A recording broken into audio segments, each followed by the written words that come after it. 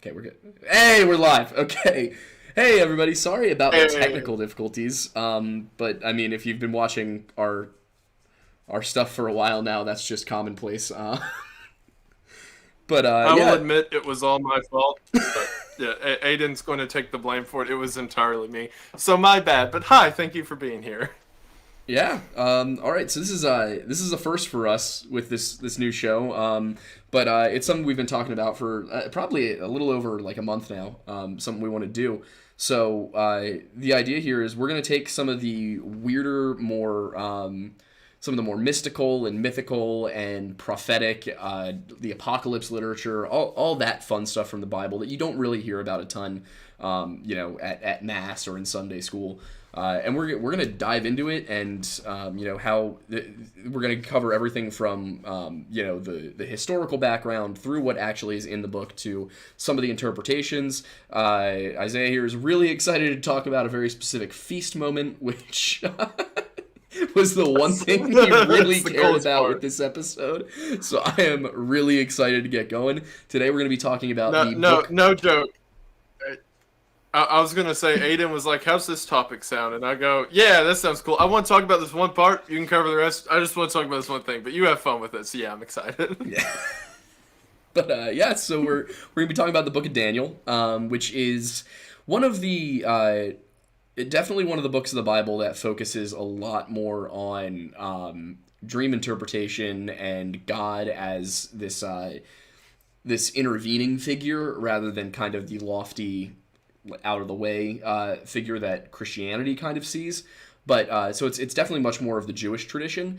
To really just dive into it, I guess, because I don't want to, we're already running a little bit late. But the historical background here, I think, is important. And if you'll allow me to indulge myself as the historian here, the Babylonian exile is the thing that gets talked about the most in regards to this event, and that is the period of time when the Jews were taken out of their homeland in Israel, Judah specifically at this time, and forced to resettle over in Mesopotamia, specifically in and around Babylon.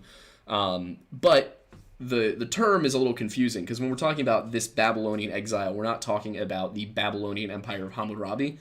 Many people remember Hammurabi from Hammurabi's Code. You learn about it in world history, the first written code of laws in human history that we know of. But that is like the 1800s BC. So what we're talking about here is much more, post Bronze Age collapse and into this new world. It's that period of time between the fall of the old Egyptian Empire and the Hittites and some of the other Anatolian empires, and just prior to the Persian Empire. So in that span of time between the Bronze Age collapse, between around 1177 BC and around 539 BC, when Cyrus the Great came and conquered everything, the known world at the time up to Greece, basically. That is the period of time we're talking about. It's one of the less studied. It's kind of known as the Middle Eastern Dark Ages in some cases. But what had happened here was Babylon itself was not a kingdom at the start of this story. It was the Neo-Assyrian Empire. And the Neo-Assyrian Empire was a resurgence of the old Assyrian Empire from pre-Bronze Age collapse times. And essentially what happened was Babylon was this independent kingdom, but it wasn't an empire. They weren't powerful, but it was this ancient and very holy city to the Mesopotamian people. And around 745, Babylon is conquered by Neo-Assyria, by King Tiglath-Pileser II. He crowns himself king of Babylonia instead of making Babylon into another Assyrian province. And this is what causes those problems down the line, because eventually, rather than having a simple province within a territory, they end up with puppet kings. So instead of satraps and princes, they have puppet kings. And when one of these puppet kings, a man by the name of, why am I blanking on it, Candelanu, dies in 627 BC, and he leaves the throne of Babylon vacant for an entire year. And then he's followed by a figure who is King Narbopolassar, in 626. The problem here is that the Assyrian king Sin-shara-ishkun did not approve of this ascendancy, and this began a civil war where Nabopolassar holed up in his home city of Uruk, and eventually he sallied out, retook Babylon by around 620 BC, and then from there decided he was going to wage war on the Assyrians and try and assert Babylonian dominance again for the first time in hundreds, even possibly 1,000 years. And he began this in 616 BC with the help of the Medes, and the Neo-Babylonians launched this invasion of Neo-Assyria, took the heartland by 612 BC. By 610 BC, the Assyrians are completely defeated, and Babylon takes control of most of their territory. And in the following decade, they would spread out and conquer the rest of what had been the Neo-Assyrian Empire. So what you end up with is in 605, Babylon's armies reached Judah, which is the southern kingdom of the Israelites, the southern kingdom of the Jews. The Neo-Assyrians had conquered Israel itself, also known at the time as Samaria, not Sumeria, Samaria. This is also the Samaritans of the Good Samaritan parable. So they were kind of a mixed group, a mixed ethnic group of people who were religiously Jewish but ethnically mixed between Canaanites and Jews. So 605, they reached Judah, and King... I'm not going to pronounce his name right. I keep wanting to say Joaquin, like Joaquin Phoenix, but I know that's not it. It's closer to like Joachim. So he agrees to pay tribute to the Neo-Babylonians. But in 601, he says, you know what, I'm not really feeling it anymore. I feel like maybe you can't take the city of Jerusalem and you're just bluffing with me. To which Nebuchadnezzar II replied, I bet, and proceeded to raise the city. That is what happened. So he goes and he raises the entire city of Jerusalem in 601 and then expels most of the Jews back to Babylon and establishes, I believe his name was Zebediah, as king of Judah, to be the client king over there. About 13 years later, in 587, Zebediah rebels, and at that point, they really screw Judah. They're like, all right, no more Jews here in Jewland. You're going back to Mesopotamia.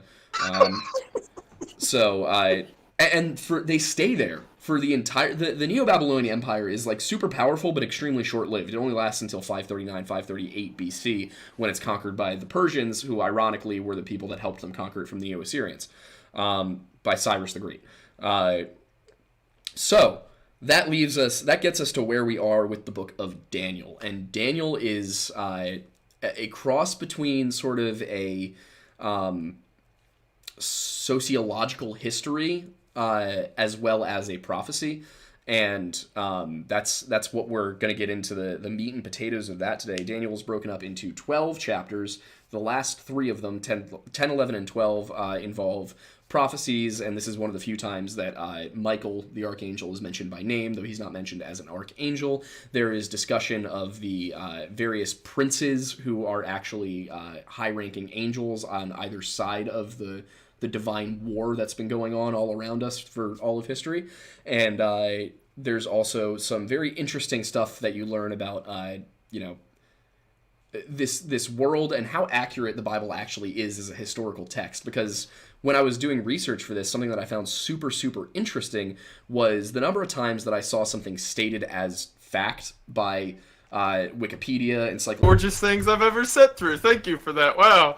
We could go home. I'd be happy. That was so cool. Thank you. Wow. All right. Is that the Sunday school version? Is that what you teach the kids? Woo! I stand up there and I'm like, nah, isn't this neat? All right, let's all eat donuts and go home. That was some like History Channel after 2 a.m. stuff.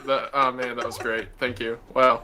All right. I was like, I hope everyone else enjoyed that because I was blown away by that. This man told me before the show, he's like, oh, I took some notes. I just want to talk about before we start.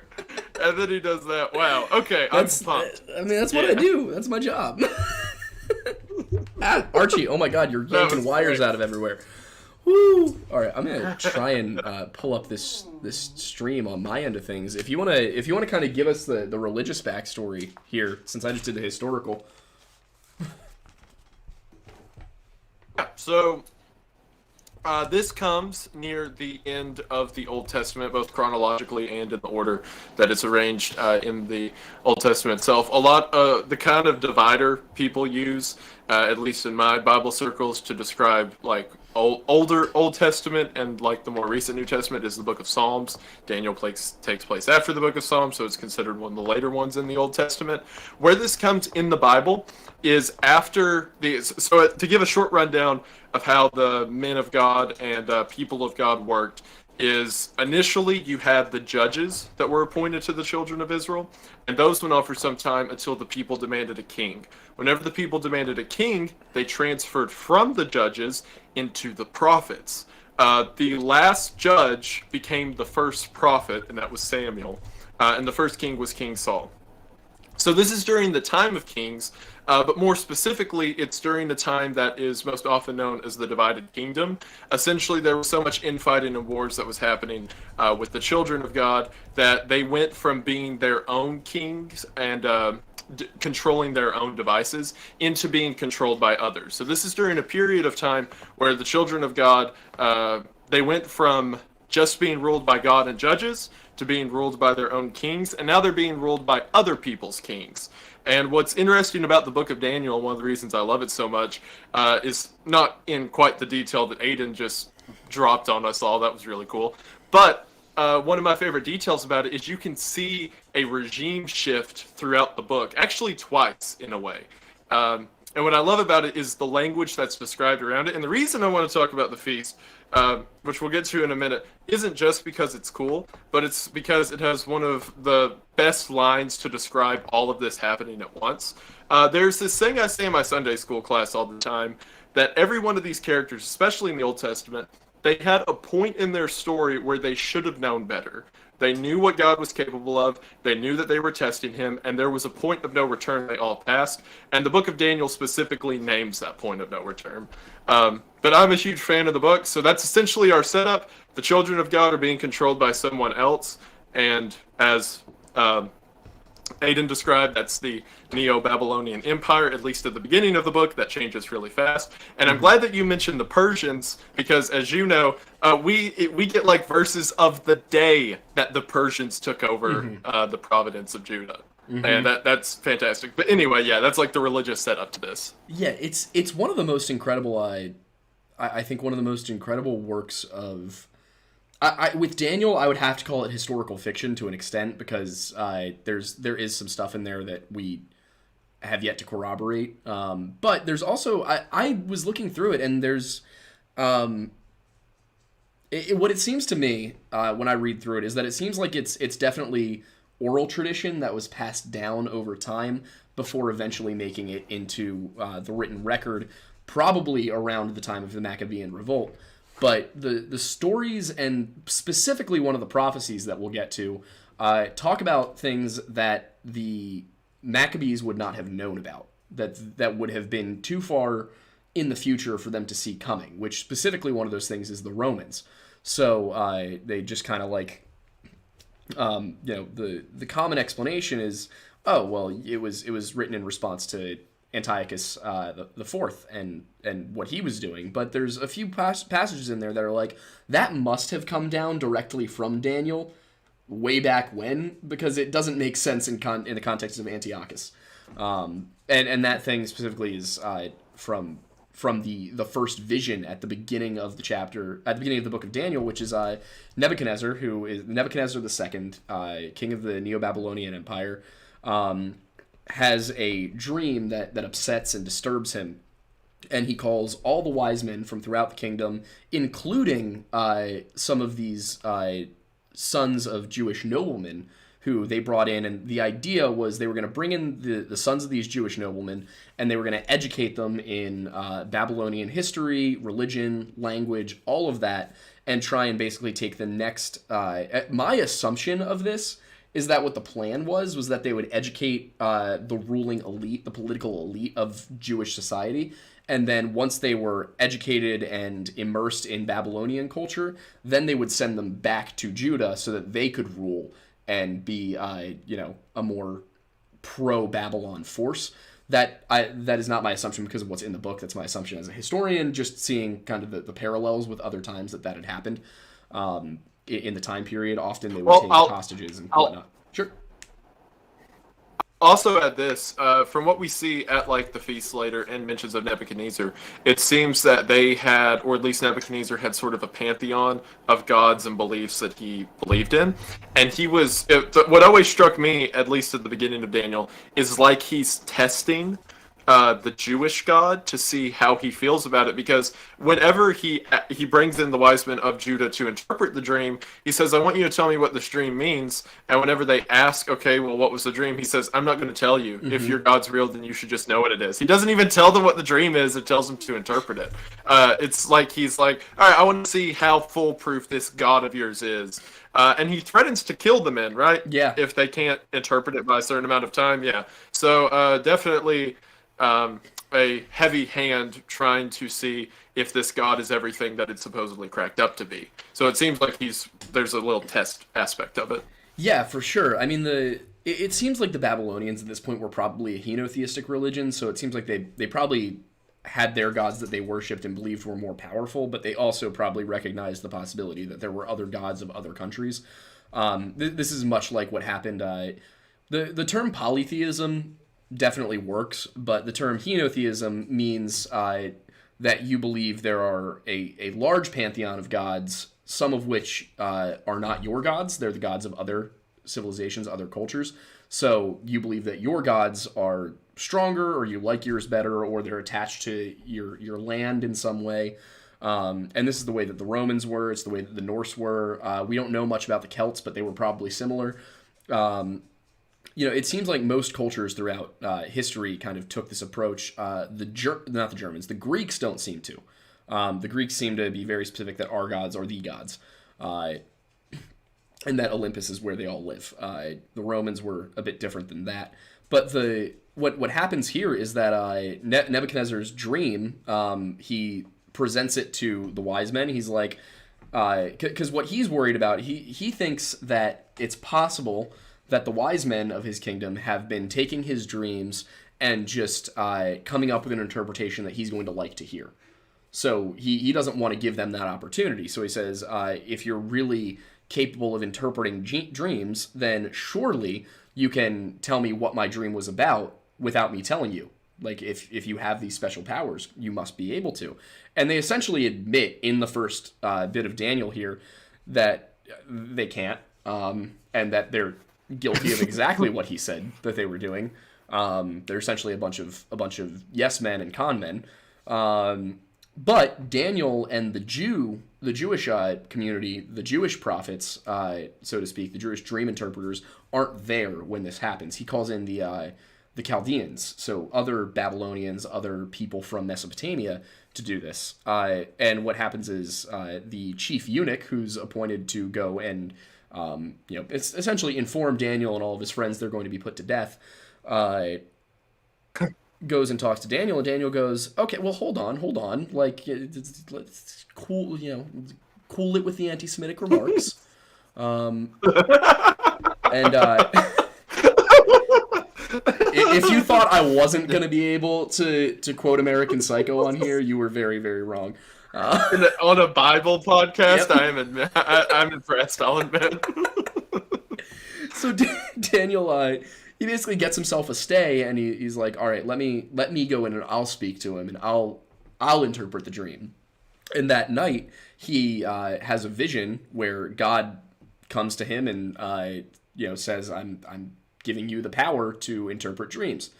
And then he goes in and interprets Nebuchadnezzar's dream, which is complicated to say the least. Isaiah, I'm sure, is this something that you're familiar with? The dream itself? Yeah. Oh, did you want? Because I have the actual passage I could read from, or I could just like give a lame explanation. All right. Go for it. So this is after, as Aidan said, all of the official dream tellers had no idea what was going on. And they come to Daniel, they're like, hey, he's going to kill all of you. And Daniel says, well, am I allowed to try to figure it out? So he asks for God to give him wisdom on the dream, and God does. And it is There's a lot of "O King, live forever." Mm-hmm. Here it is. So this is Daniel telling the king what the dream was. Thou, O king, sawest, and behold, a great image. This great image, whose brightness was excellent, stood before thee, and the form thereof was terrible. The image's head was of fine gold, his breast and his arms of silver, his belly and his thighs of brass, his legs of iron, his feet part of iron and part of clay. Thou sawest till that a stone was cut out without hands, which smote the image upon his feet that were of iron and clay, and brake them to pieces. Then was the iron, the clay, the brass, the silver, and the gold broken to pieces together, and became like the chaff of the summer threshing floors. And the wind carried them away, that no place was found for them. And the stone that smote the image became a great mountain, and filled the whole earth. And what does that mean? So in the next several verses, Daniel describes what the interpretation is. But the short version is that what the king was viewing in his dream, which that was the dream, by the way. The king was rather amazed that he got it right. What the actually, interpretation I think, the moment when was Nebuchadnezzar is that, supposedly declares that blasphemy against the Jewish God is illegal. yes, yeah. That's whenever he's like, "Oh, this guy's God, he's got it," and then immediately afterwards he builds a statue of himself. But we're getting ahead of ourselves. At the at this part, he's blown away, and as Daniel interprets the dream, the image that the king saw, the statue that had a head of gold, chest of silver, and these increasing or decreasingly important metals, was destroyed by a stone because the statue was built with feet that were made of clay and iron, and they shattered at the weight of the stone. The interpretation of the dream is that the image is representative of the Babylonian Empire, or as Aidan described, the Neo-Babylonian Empire, and that because the foundation of the nation was not properly built, hence the iron and clay, whenever a stone that was made without hands, or the wrath of God essentially, comes and attacks the statue, it will immediately be destroyed because there's no foundation. And then while that statue is destroyed, that it said that the stone formed a mountain over the earth. In other words, God will reign, and you won't get to be a part of it because you've built your foundation, as the New Testament would say, on sand. But an unsturdy foundation. So that was the interpretation of it. And Nebuchadnezzar loses his mind. He's like, "Wow, you got it right. That's so cool." He kind of glosses over the point that his empire is going to fall apart. He's just amazed that Daniel got it right, and he appoints Daniel as one of his chief advisors, essentially. Yeah, what's fascinating about that is it's an extraordinarily similar story to Joseph from Genesis, which I think is so incredibly interesting. And because Joseph, like, if you look back, it was DreamWorks, right? Joseph, King of Dreams. Yeah. The movie that everyone probably like half remembers from childhood. I love that movie. It's such a good. It's so good. It's so great.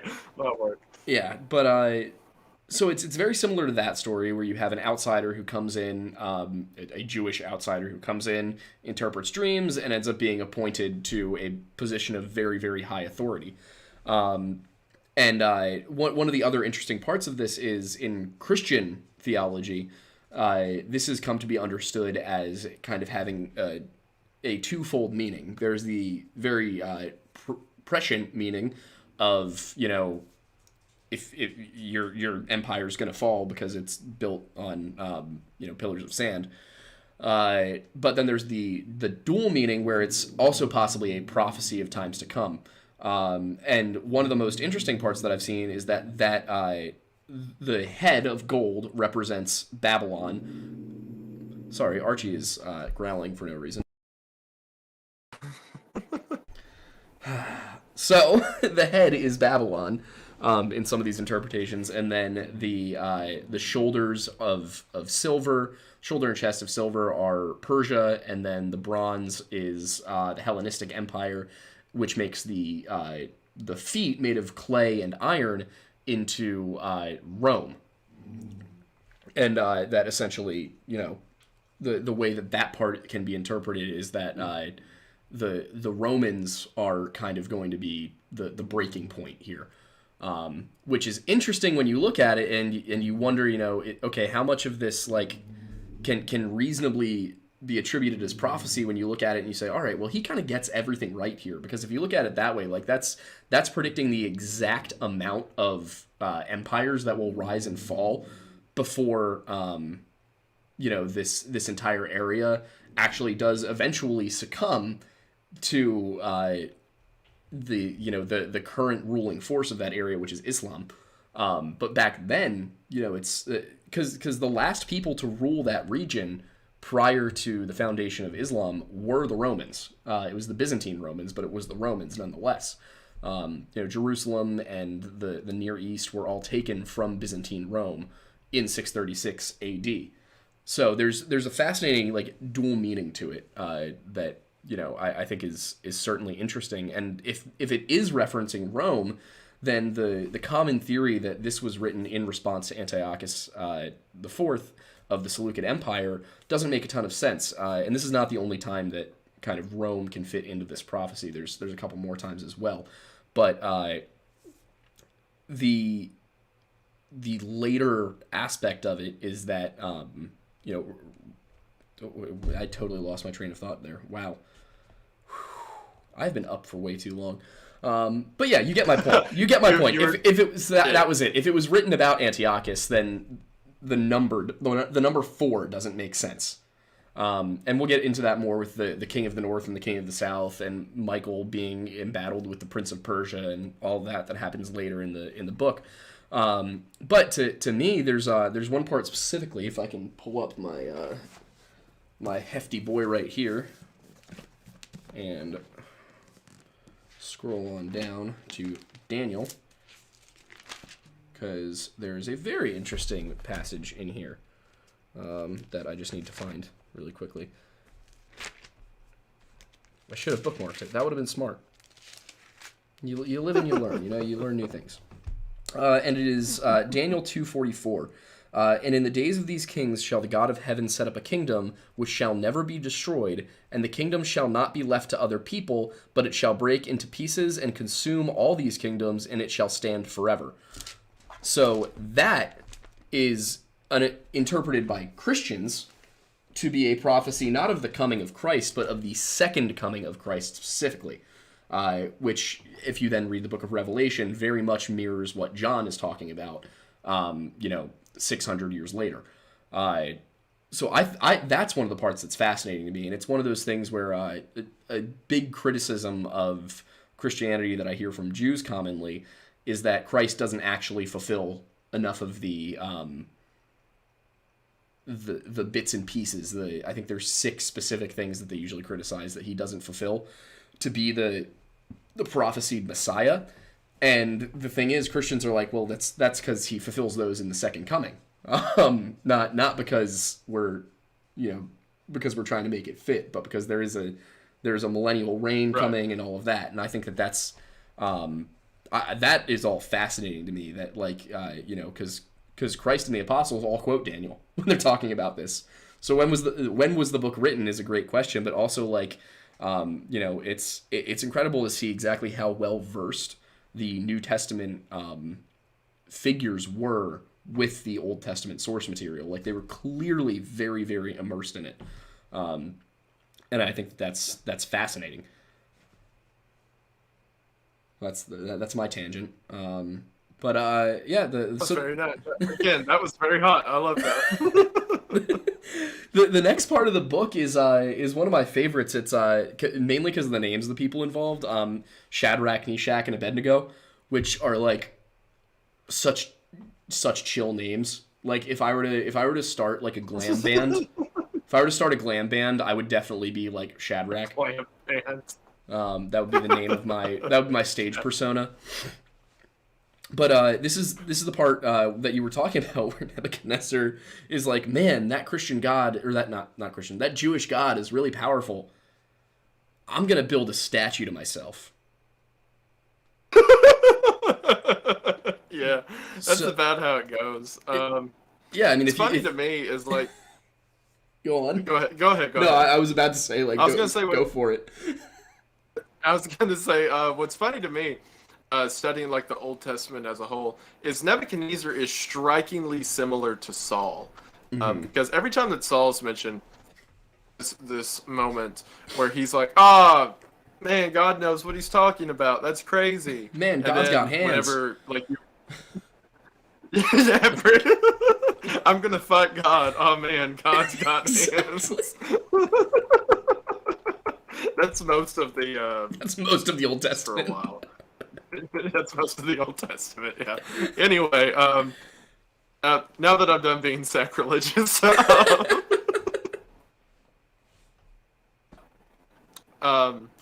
to. That totally threw me off. You're sorry, my bad. Was I on? Oh yeah, no, you're good. God's got hands. Well, he commissions okay. this idol, Yeah, the whole thing this with 90-foot tall idol. Yeah.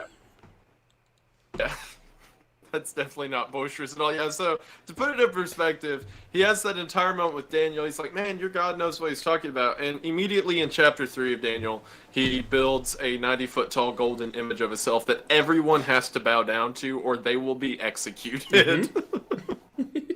When you're fully aware of the faith and the tenets of the faith of the people that you have just assigned to be like the second highest rank in your kingdom, and you're like, I'm going to make them commit blasphemy. That's going to be my first thing that I do. Also, this is also, like, it's another one of those times where, like, the Bible rhymes with itself all the time. Again, what was another thing that got built in Babylon by a Babylonian king that God took umption to? Bro, the Tower of Babel, the reason we speak different languages, the reason I have to take German in high school, because they thought it would be cute to try to climb up and fight God. That's the reason I was talking to you right before we started about why I love the painting Balthazar, because in the background of the painting you can see the Tower of Babel. As if it's like they have the reminder of man's folly, yet here they go again. Yep. Over and over, and I love stuff like that. But it's yeah. beautiful. It's wonderful. You love to see it, you know? It's right there. It's literally right there. And they're just like, that won't happen again. We'll just leave it like this. Like, huh? Come on, guys. Come on. But yeah, so Daniel's actually not present at this moment where everyone's supposed to bow down to the idol because he's busy with his administrative duties. But his buddies, his bros, Shadrach, Meshach, and Abednego, they're there, and because they're lower ranking officials, but they're still officials. And what Nebuchadnezzar does is he calls all of the princes and magistrates and judges and everybody. He's like, everybody, I am a humble king. Bow down and worship the 90-foot idol of me. And that's, yeah, and the Jews involved. Like you do. Exactly. And the Jews involved just go, that's not really something I can do. And the result is that not Nebuchadnezzar himself, but Nebuchadnezzar's Chaldean priests are like, hey, the Jews over there aren't worshiping your totally not vain giant golden idol of yourself. You should kill them. And Nebuchadnezzar's like, you're right. I should kill them. One of the fascinating parts here is it's Daniel 3:18 specifically. Let me pull it up. I have my Bible still open because I thought ahead this time. We learn on the fly at the Lore Lodge. So they say, so Shadrach, Meshach, and Abednego answered and said to the king, O Nebuchadnezzar, we are not careful to answer thee in this matter. If it be so, our God whom we serve is able to deliver us from the burning fiery furnace, and he will deliver us out of thine hand, O king. But if not, be it known unto thee, O king, that we will not serve thy gods, nor worship the golden image which thou hast set up. So basically, Nebuchadnezzar tells them, worship me or die, and they go, then we will fight in the shade. There's not really... It's a kind of a badass line when you read it. Like, it's very flowery with, like, Middle English language if you're reading the King James Version, but it's kind of... It goes pretty hard. It's like... He's like, I am going to kill you, and they're like, do it. I love how they say, like, well, you can't kill us if God wants, but if we die, we die. We're still not going to serve you. Exactly. Which, like, I wonder, I always want, like, I know what was going through Nebuchadnezzar's head at the end of this story, but it's interesting to me, like, his lead up to it, right? Because for those that don't know, Shadrach, Meshach, and Abednego were three friends of Daniel. They were his advisors or people who worked with him in the temple back in Judah. So whenever Daniel was appointed to be like the chief advisor, he says, who do you want to bring with you? And David brings along Shadrach, Meshach, and Abednego. And that's how they come into the picture. So if Daniel, the guy who could interpret the dream, says that these are his three best guys, whenever they say, I don't think we should bow down to you, like the arrogance in his mind to be like, all right, burn them. Like, it doesn't matter to me. Exactly. It's just like, it's like calling in, Delta Force as like a grunt on the ground and then being like, I don't agree with you. Like, literally, like if you're in a war zone, you call in an A-10 airstrike, and you're like, I think you should maybe do it somewhere else. And they're like, what? Why'd you ask? Like, why are we here? What was the point of this? So yeah, but it leads to this fascinating story where, first of all, it gives you a very interesting glimpse into like ancient execution methods, because did they really just build a giant furnace to toss people into? Like, that is not the most. I think. Well, yeah, they probably did. Now that I think about it. Well, when you think about things like God, what I can't remember the exact name, but it was the bronze bowl that the Minoans would shove people inside of, and then heat it up from the outside, so you burned alive inside of a giant bronze bowl for some reason. There's the one punishment where they would lock you into a box and coat you with honey. So like flies would eat you alive. Like ancient people really had nothing to do. It's incredible, because like you think about how we look at like the French Revolution and everything. We're like, man, that was brutal. The guillotine, like them, just marching people up and chopping heads off. That was so much more humane than whatever the hell the Babylonians were up to. Like, yeah, let's just we've got all these prisoners we need to execute. How should we do it? How's chopping their heads off sound? Nah. Let's cremate them alive. Like, there's a degree of just sheer just sadism involved here. Which, I think the Phoenicians still take the cake for, sacrificing children, putting a smiling mask on them, and throwing them onto a fire pit to praise Baal. That's that one's rough, but this is close. This is not great. That one's rough. That one's rough. Yeah, I'd say it is. But yeah, so what happens is Children murder, not a fan. Yeah, exactly. Even the Romans, and the Romans are like the people that did the gladiatorial games. Even they're like, yo, guys, maybe let's calm down. This is wrong. But Julius Caesar also probably made up the whole Wicker Man thing. So like, can we really trust the Roman accounts of people they didn't like? No, we can't. We absolutely cannot. Yeah, someone in chat just brought up Moloch, which is interesting. I have a TikTok video on that. We'll have to get into that sometime, because Moloch is a very, very new concept in Christianity and Satanism and all that. But so with Shadrach, Meshach, and Abednego, Nebuchadnezzar literally just tosses them, has his servants toss them into a furnace. They are bound together, so they can't move, they can't wiggle. They are clothed and everything. And the furnace is actually so hot that the people he tasked with throwing them into the furnace die. It's a little line in there that kind of you can easily glance over, but it says that they die. And then Nebuchadnezzar. Here's the thing about like a lot of the Old Testament books. They really don't give you a good. They're not written to be suspenseful. they're written to give you information. That's how, like, in Genesis 6, it's like, yeah, there were half-angel giants, but now they're gone. Moving swiftly along. It's the same thing here. It's like Nebuchadnezzar throws these people into a fiery pit. 3 of his servants die doing it, and then he's like, yo, why are they walking around inside the furnace? And all of his bros are like, I don't know, man, that's kind of weird. And he's like, do y'all see the 4th guy? And they're like, yeah, we see a 4th guy. And then he just lets them out of the furnace. There's no investigation. There's no questions. He's just like, we only threw 3 people in that pit, and I see a 4th one walking around. That's crazy. Anyway, like, yeah, and it's at this point. Sorry, I was wrong earlier. It's at this point that Nebuchadnezzar declares blaspheming the Jewish God to be illegal. By the way, on my notes page, I have spelled Nebuchadnezzar 3 different ways. I don't think any of them are correct. Yeah. It's okay. No, I think it's Nebuchadnezzar. Yes, yeah, that's correct. Yeah. And then look like Nebuchadnezzar.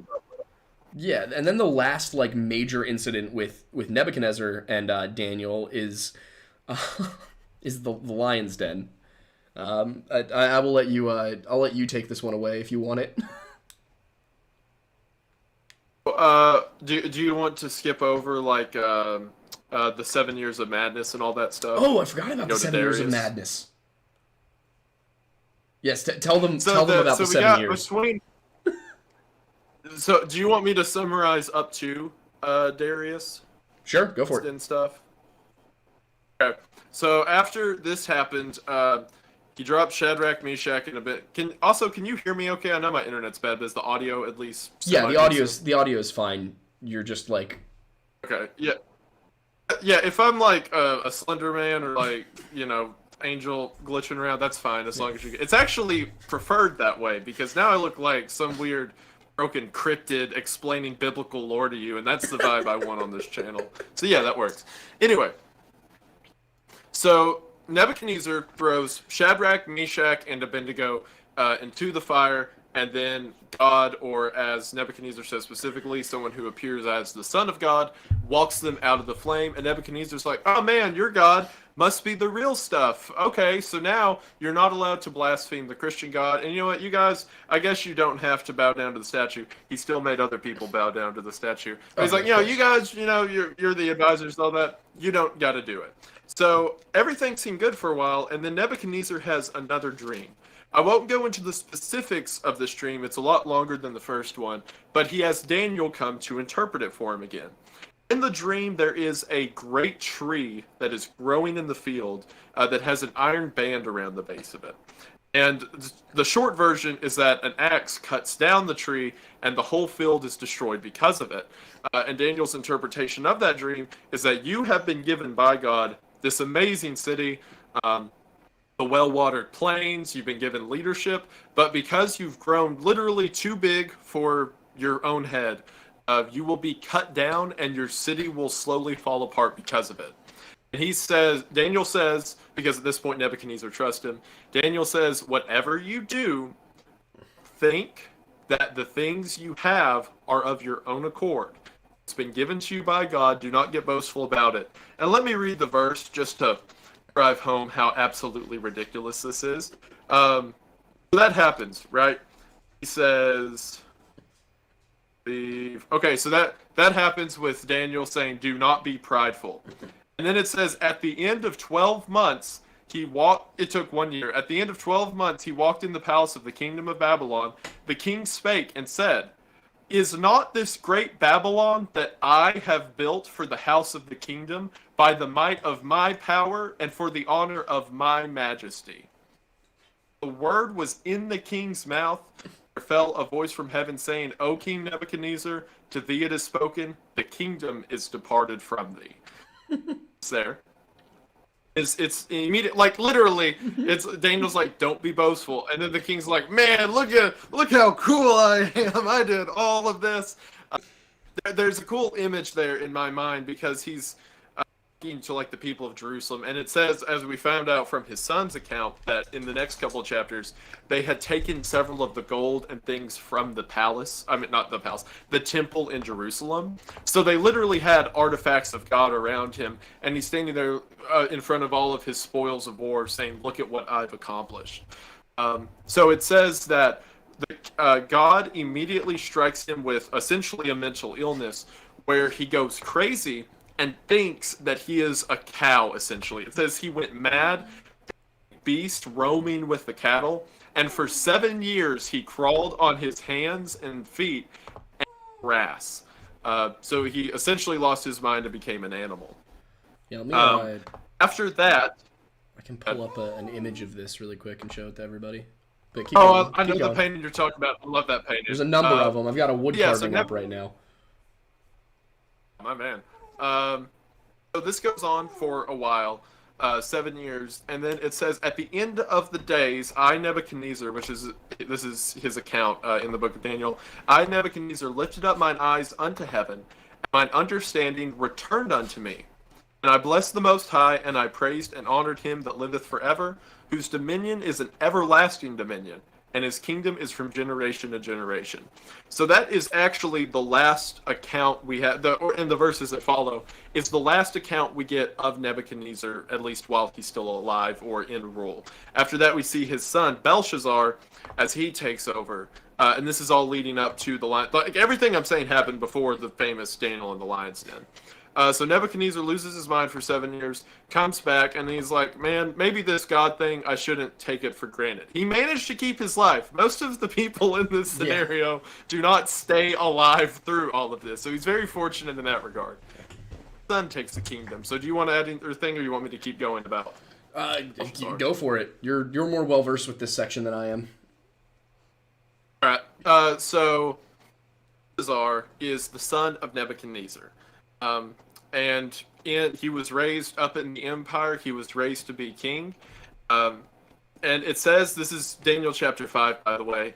It says, Belshazzar, the king, made a great feast to 1,000 of his lords and drank wine before the 1,000. Belshazzar, while he tasted the wine, commanded to bring the golden and silver vessels which his father Nebuchadnezzar had taken out of the temple which was in Jerusalem. The king and his princes and his wives and his concubines might drink therein. It's a bad move. He's having a big party. Very bad move. He's having a big party as they're all getting drunk.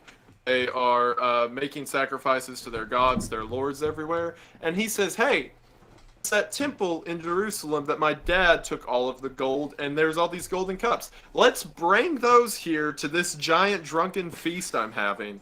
And we're going to drink out of the cups that were meant for the temple in Jerusalem. So they begin doing that. And it says they drank wine and praised the gods of gold, of silver, of brass, of iron, of wood, and stone. Clear to you at all, specifically the part about the gold, the silver, the brass, and the iron? Mm-hmm. It's It's beautiful. This is why I love the Bible. It's so good. It's so good. As his father dreams about this fake statue that had all of these meaningless things like gold and silver and brass and all that. Here they are taking the gifts for the Lord in the temple and getting drunk with them in front of their gods of the same gold and silver and iron and all of that.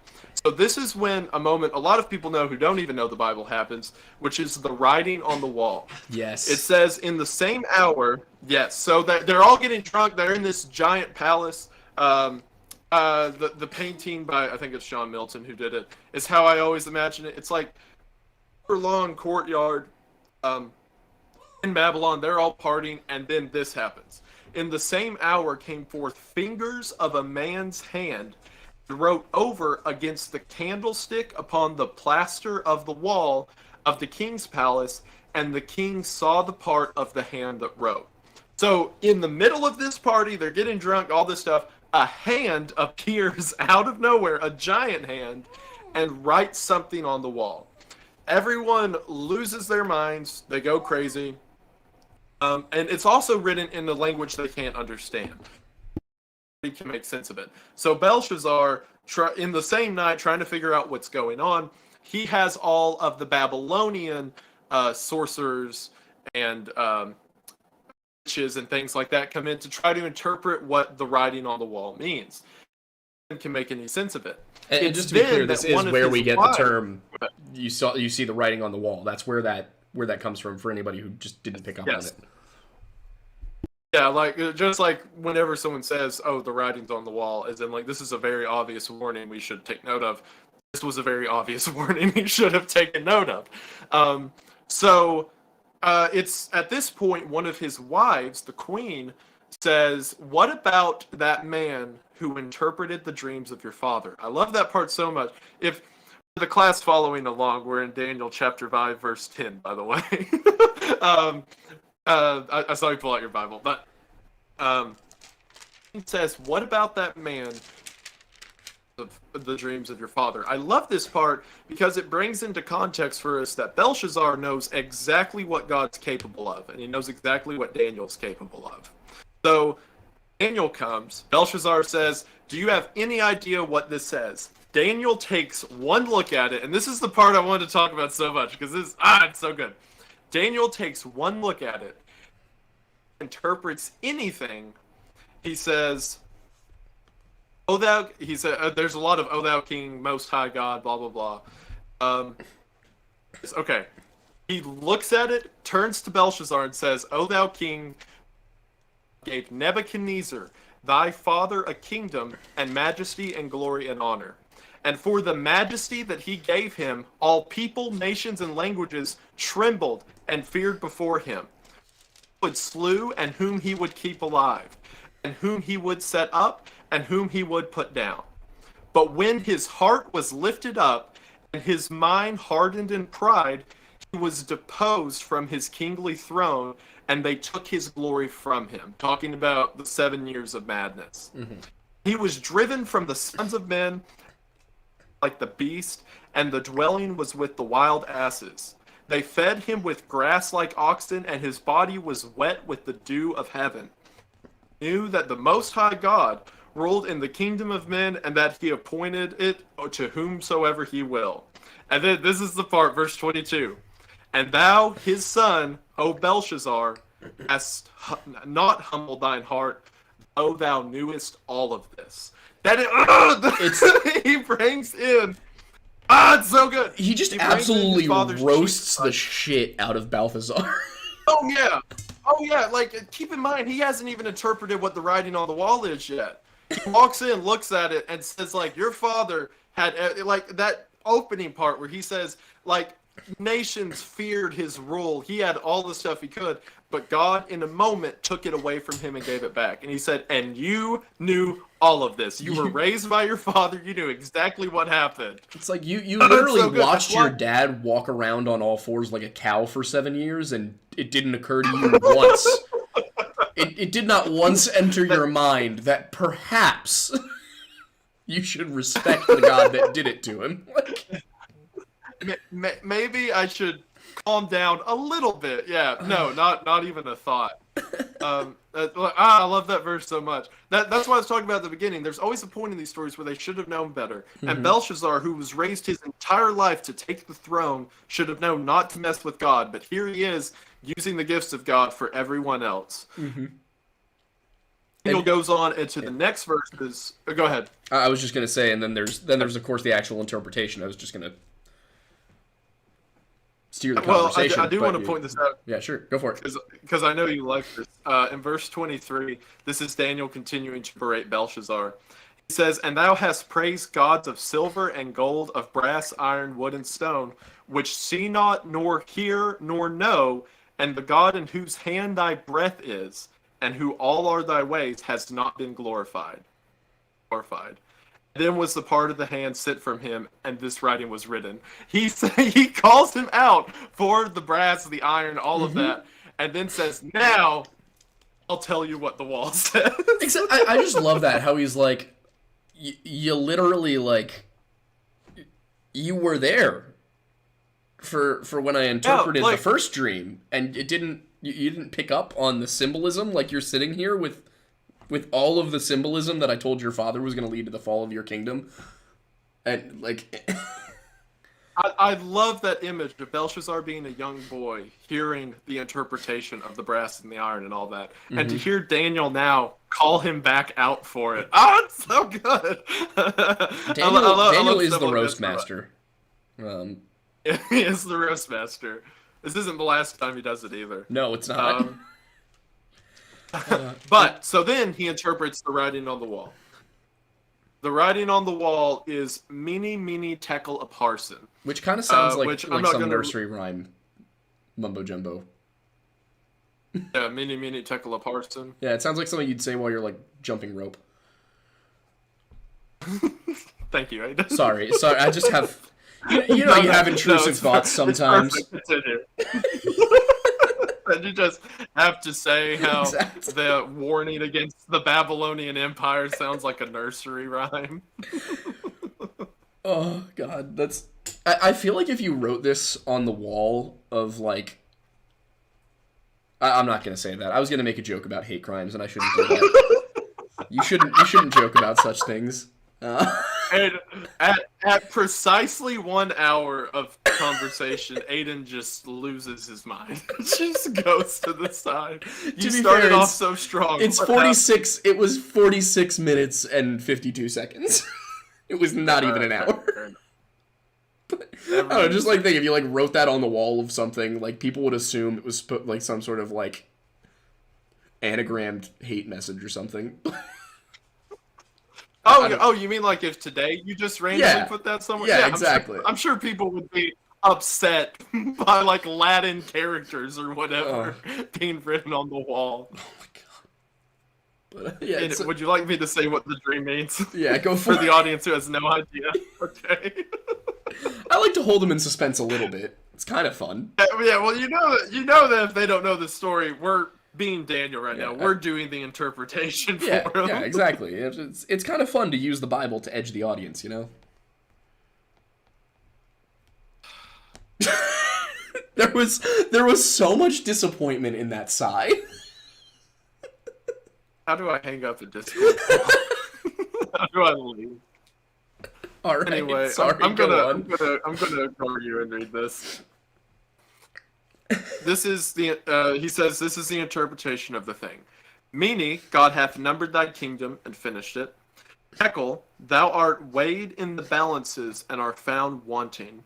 And Paris, thy kingdom is divided and given to the Medes and the Persians. In other words, what God wrote on the wall is, I gave you this kingdom, you were judged and found wanting more, and because of that, your kingdom's going to be given away to someone else.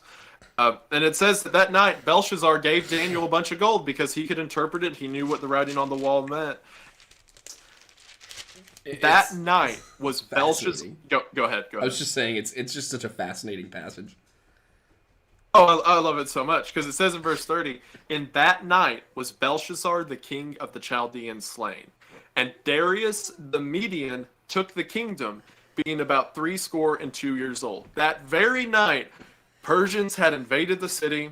They took it over. They kicked out. They killed Belshazzar, and they took over. And then King Darius of the Persians was presiding over the area, and now that is the setup for Daniel in the lion's den. I do want to quickly address that because it was something that while I was doing my research for this episode that came up a few times. It cannot have been King Darius. Because King Darius did not rule until I believe his reign began in 522. So the suggestion by Charles Ryrie, who did the study Bible I use, is that it may have been Gubaru, a governor under Cyrus. It may have been another name for Cyrus, or it may have been Cambyses, the son of Cyrus, who served as the ruler of Babylon. So the name Darius in here is kind of a sticking point. That a lot of people use to argue that it was written by people who were not as familiar, so it must have been by people who were later, and that's where the Antiochus IV thing comes in. I like Ryrie's explanation that this is perhaps a general or a different military leader, because it doesn't say King Darius, it says Darius the Median. And right. And so I think to to immediately interpret that as, oh, well, the authors got it wrong is not as expedient as interpreting it simply as maybe they were talking about a different character. But for anybody who is familiar with the history or going to look this up later, I just wanted to make that, make people aware that I know. Well, with this stuff, this isn't the only time, not even in the book of Daniel, that a different name is used to describe someone, because a lot of the time, what was Daniel written in? Would it have been Hebrew? It would have been, correct? To my understanding, Daniel specifically is about the first half is Aramaic and the second half is Hebrew, I believe. And then later it was adjusted so that the first chapter is Hebrew and the rest is Aramaic and then Hebrew. But the difference between Hebrew and Aramaic is it's kind of like the difference between ecclesiastical Latin and Latin. They're two branches of the same language. The point I wanted to say is that with a lot of this stuff, there is different names given to people in different languages. Mm-hmm. So just because someone was called something in one language, they're called another. As a matter of fact, Daniel's name was not even Daniel during this entire time. I'm trying to find the I think it's actually verse. Balthazar, if I remember correctly. I think it's some name similar. It's in the beginning whenever he's given it. But the point is, Daniel was his home name, like his birth name, but then he was given another name whenever he became advisor. So in history, you're not going to find Daniel under the name of Daniel. Yeah. You're going to find it under the name, if I can find it. I know it's in the beginning somewhere. It's Belteshazzar. It's Daniel 2:26. Yeah. Yeah, Belteshazzar. That's the name that Daniel's known as in history. He's called Daniel in the book of Daniel because that's his traditional name or his biblical name. Mm-hmm. A lot of different names. So Darius here could just be the biblical name or the interpretation of his name. Yeah. That doesn't mean he's known everywhere in history as Darius. So that's seen a lot in the Bible in a lot of different places. There's a ton of people in the Old Testament given different names. Joseph's real name, or I say real name, Joseph's name in history isn't Joseph. That's like his traditional Israel name. His name in history is some Egyptian-sounding word that I forget right now. I can't. I can't remember. Joseph became Pharaoh for a while, or like chief advisor under Pharaoh. So he was given an Egyptian name. So you won't find Joseph in history as the advisor. It's the name there. Everyone was given different names depending on what region they were in. So Darius isn't always Darius, in other words. Yeah, it's so I believe Darius comes from Dariush or Dario in Farsi. Just to address that, obviously Darius is the Latinized version of it, and same with Cyrus and all of these, depending on who you're looking at. Like, for example, when you're talking about the Persian invasion of Greece, that was being recorded by the Greeks, so a lot of these have es and x and various suffixes that are more Greek, and then some of them are more Latin, depending on who was recording what. But that was just to add on to the point.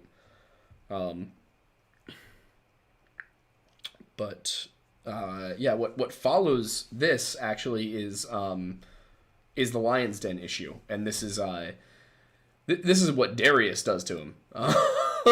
So it's he doesn't really catch a break. It's not like the Persians come in and they're like, yeah, you're cool, we'll keep you, we'll be nice to you. They're like,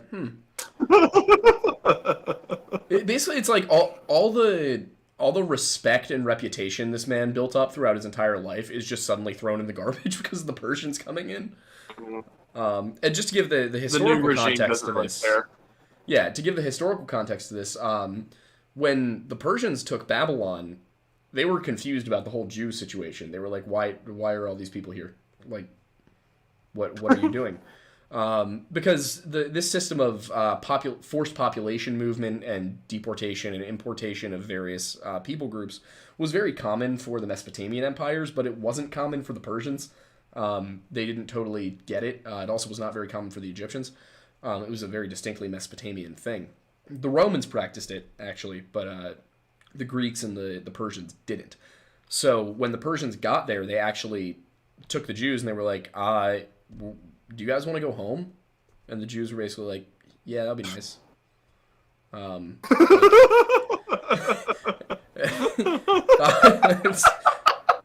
That's just how it goes.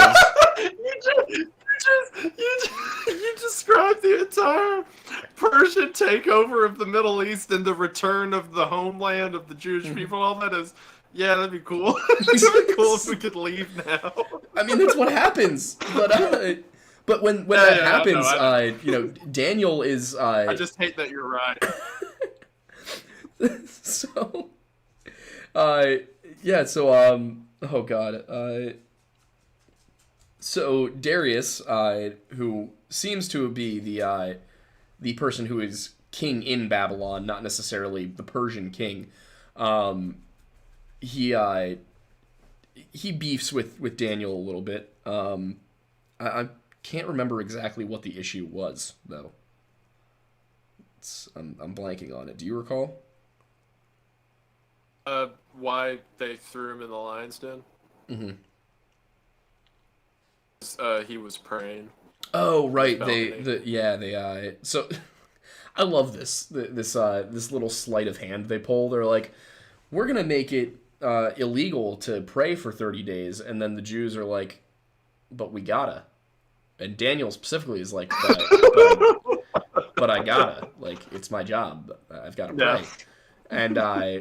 And so it's one of those, like, I don't want to call it like ex post facto, but it's kind of ex post facto lawmaking where they're like, this thing that is common is now illegal and we will be punishing you for it. So obviously you tell a Jewish person they can't pray for 30 days, it's against their faith. They're gonna pray. And he ends up, the people who don't like him basically turn him over to Darius. And Darius casts him into a den of lions. This is probably the most famous piece of Daniel. And God binds up the mouths of the lions so they can't actually bite Darius. Or not Darius, they can't actually bite Daniel. And then, as a result of all of this, because, it totally makes sense, that, here, let me find the exact verse. Then said Daniel unto the king, O king, live forever. My God hath sent his angel, and hath shut the lions' mouths, that they have not hurt me, for as much as before him innocence was found in me, and also before thee, O king, I have done no hurt. Daniel is kind of like a master of sucking up to people just the right amount, like when it comes to the kings, which I think he knew what he was doing. Yeah, he's very good at communicating. Somebody just popped into chat and said they were just watching the conspiracy theory iceberg. That's funny. Oh, well, thank you very much, Meg. As I can see there, I appreciate it. And one of my friends just texted me and asked if you and I could do a review of VeggieTales. Hold on. That's not a bad idea. It's not a bad idea at all. It's actually a really good idea. Not. Bro, have you... Hold on. Side note. Have you, as an adult, seen any of those clips? I have not gone back and watched VeggieTales as an adult, no. They were so funny. I didn't realize the jokes as a child. Okay, Jonah, right? Story of Jonah ends with him, being upset on the hillside because the city of Nineveh wasn't destroyed, right? Mm-hmm.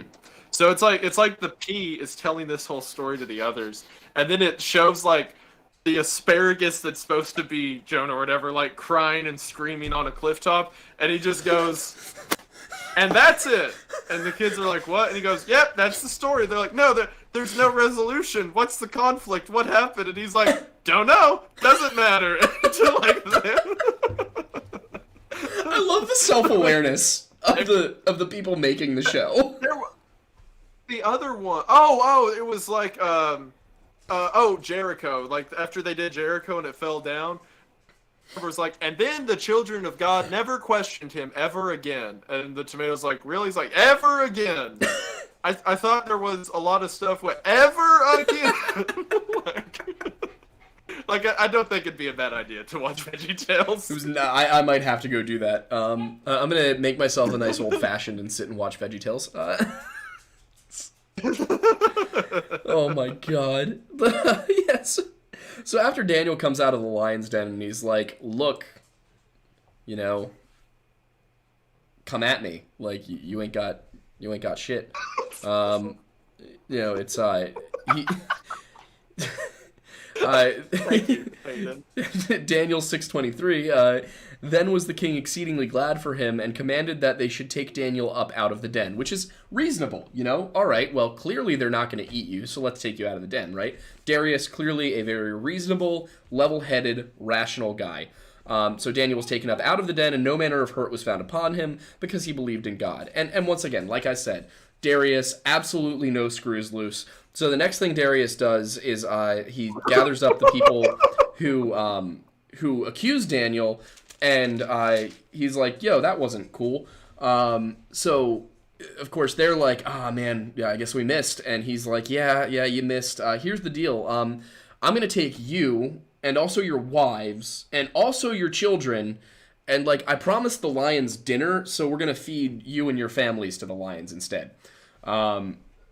Which, like...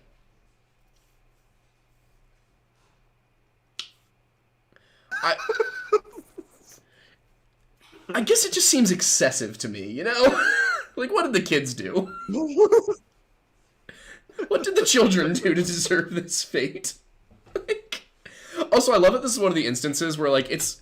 A lot of people are like, oh my god, Old Testament God is, such a brutal person, like, such a brutal figure and whatever. It's like, I think you're missing the side of things where, like, the pre-Hellenistic world was just an absolute, like, mess of people being like, what is the worst possible way I can kill someone?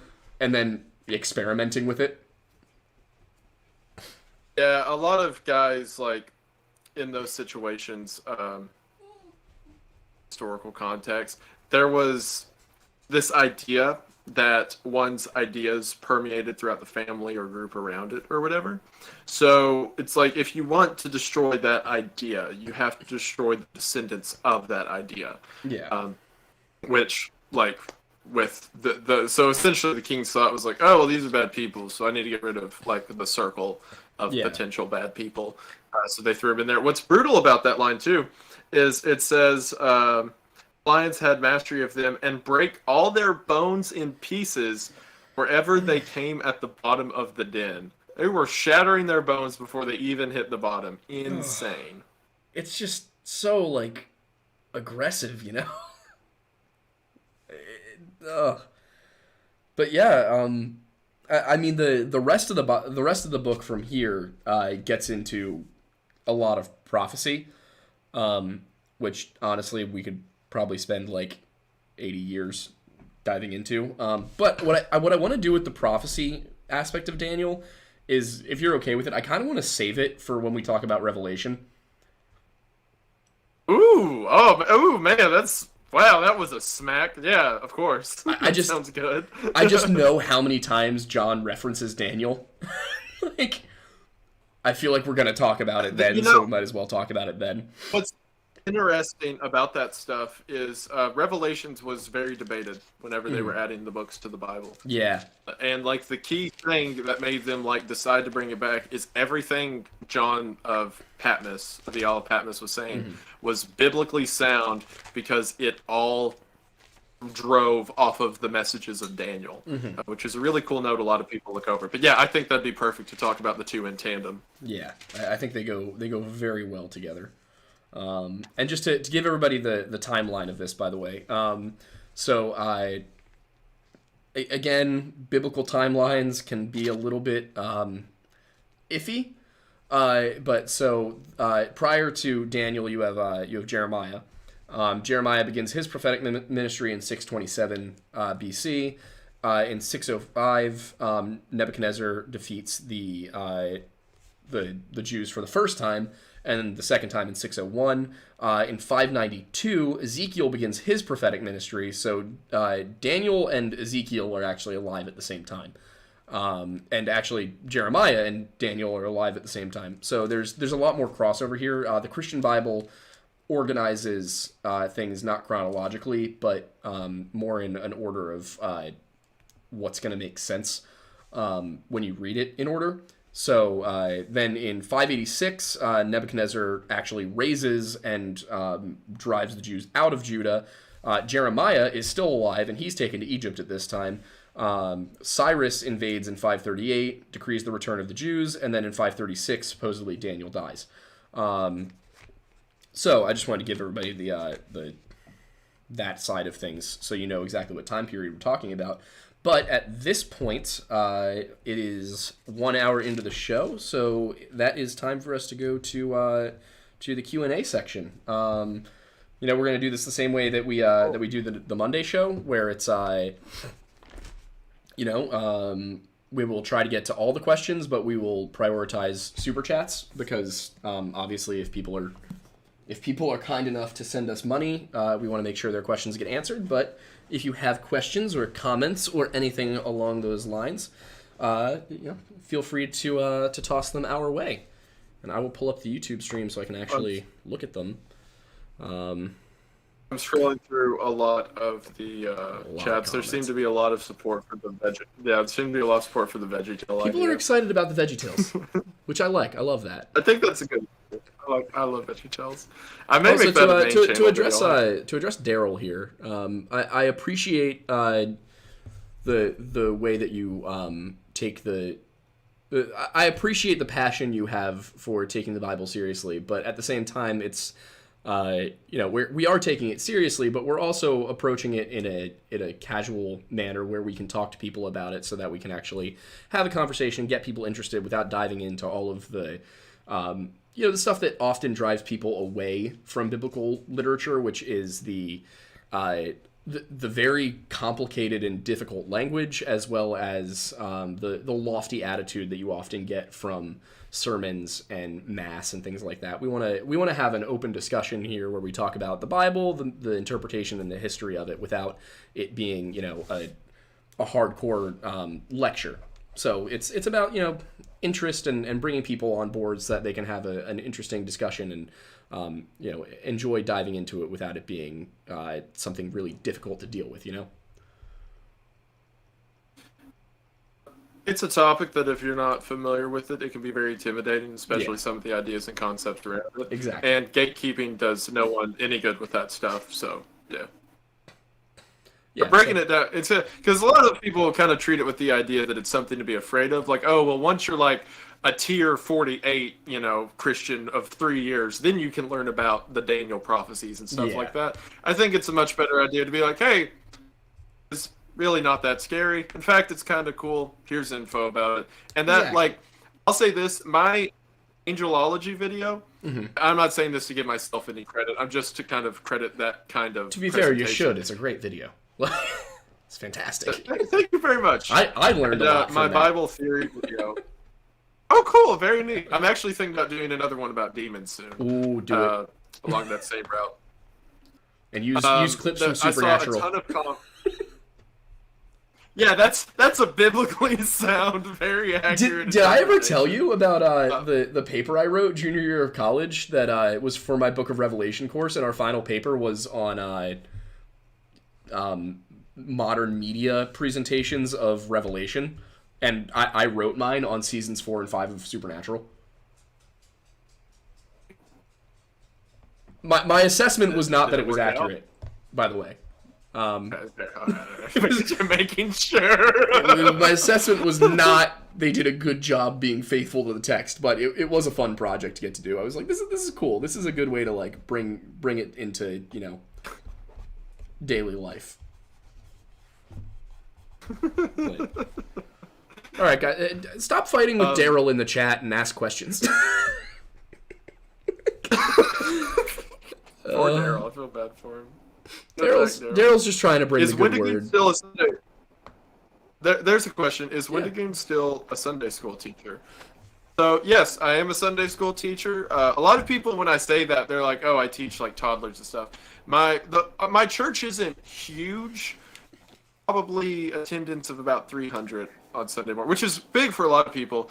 But it started out as I was just the college and career age. Because the idea behind it is, like if someone who is a college student has like a personal problem or something about the Bible, and I do talk about a lot of stuff like this with people in my class, and like not even super serious. People just like, hey, what does it mean in Hosea or like Ezekiel when it talks about blah blah blah, and I like to talk through them with it. The idea being, someone my age is much more likely to come up to me to ask those questions rather than like a patriarch of the church who they may feel intimidated by the knowledge or whatever. So it was like peer teaching, and like I never did it like, all right, this is today's lecture. It was like me reading stuff like this, having open conversations. Because like, especially during COVID, the sizes got kind of small. I also took on the high school age group. I've kept that. So I'm like high school to like pretty much anyone from high school on who is not married, because there's a married couples class that my dad teaches. So when you come to the church, if you're in high school, or above high school, you're either in my class or my dad's. I guess that's like a primarily 8-year age group or whatever, but it's a lot of conversations like this. I don't always like what I do differently from that than this is I'm much more persistent on like the moral side of it or the application side of it. A lesson a couple weeks ago about this story of Daniel and how everything that happened with Nebuchadnezzar and Belshazzar, and the moral at the end of it, which I still stand by, is that despite the regime changes, despite everything falling apart around them, Daniel was consistently protected because he, in spite of what everyone else did around him, he stayed true to himself and he stayed true to God, and he was protected and provided for. He became the advisor of 3 different kings during this time, and everything fell apart around him, but he remained safe because he was a man of God. That's like the only difference between this conversation and Sunday school. Yeah. But yes, I am still a Sunday school teacher. I love that. I love how simple the answer to that question was. The end of the day. Thanks, Aidan. Appreciate it. Love you too. No, I loved it. I'm not talking. I loved the answer. I just thought it was. What's y'all's max deadlift? What's y'all's max deadlift? That's the next question. You get this one. Go for it. What was it? What's y'all's max deadlift? Oh God. I haven't deadlifted in a while. I mean, I know I can. Let me figure that out for you tonight, because Aidan and I are going to the gym after this. So I will get you an answer. Somebody did say to explain my comment about Moloch. So I misspoke a little bit. The idea that Moloch is not a god is the new one, not the other way around. The spelling in the Bible, because you got to remember that Hebrew is an abjad, not an alphabet, so it doesn't have vowels. But the term traditionally was understood to be a term meaning a Canaanite god that they would sacrifice to. Give not your children unto Moloch and stuff like that. But now it's starting to become more mainstream to believe that it was actually a word meaning sacrifice, and that the give not your children unto Moloch was not don't sacrifice your children to the god Moloch, but simply don't sacrifice your children. And so that's kind of how people are looking at it nowadays. It kind of similar to the whole Baphomet situation, where nobody's really sure exactly where it came from. There are a couple of texts from the Crusades that use that term, and they seem to be in reference to the Islamic prayer cycle and how people did that. And the praying to Baphomet. It might have been that they were mispronouncing or mistranslating Muhammad or Muhammad into Baphomet. And to answer the inevitable follow-up question to that, no, we do not worship Baphomet in Masonic lodges. That is a myth. We actually... we do keep the goat in a cabinet up on the ceiling. Just hanging in the middle of the room. It's just a normal goat. I shit you not. When I first became a Mason, like my first night of as an entered apprentice, when I was doing the actual ritual to join, my friend who convinced me to become a Mason was like, I'm not sure if you'll be able to handle the goat. And I was like, Jack, what does that mean? And he just left me on red. That's hilarious. I'm not sure if you'll handle the goat. I was like, that's so not funny. cool, Or man. if I was in a secret society, or you get it, Yeah. I would do the exact same thing. Oh yeah, I do it to new Look how people now. far to go. Like I do it to people. It's just a little friendly hazing, you know. We do a little trolling. But okay, somebody asked. Favorite new. Go ahead. Somebody asked, any opinions on the dating of the Book of Daniel? Do you believe the scholarly consensus of 200 BC or the more biblically literalist consensus of 600 BC? We talked about that early in the show. In my opinion, I think it was probably oral tradition passed down from the Babylonian exile, and then it was written down around that 200 BC to 150 BC date. There are some stories that were added in later by the Catholic and Greek Orthodox churches, but I like many things, my interpretation of the history of the literature is probably that it was passed down orally from the 500s until it was finally written down when it became important to write it down in the 2nd century. I don't know what about you? I stick with. So I am, as the conspiracy theorist, I am. I'm one of the firm believers in like the BC timeline was stretched out further than like most, not all of them. I mean, you're probably on the same page, but then like a lot of narrative accounts, because a lot of people are kind of like, yeah, the like written record was a lot shorter. I think it was a little bit longer than that, so I'm 100% down with the 500 BC timeline, that it lines up with the ideas of like the Neo-Babylonian Empire and stuff like that. Yeah, I just think it makes pretty sense. like I'm confident enough in my faith that I'm like the Bible is correct and other things need to conform to it, and I haven't yet in like historical timelines and stuff. Yeah.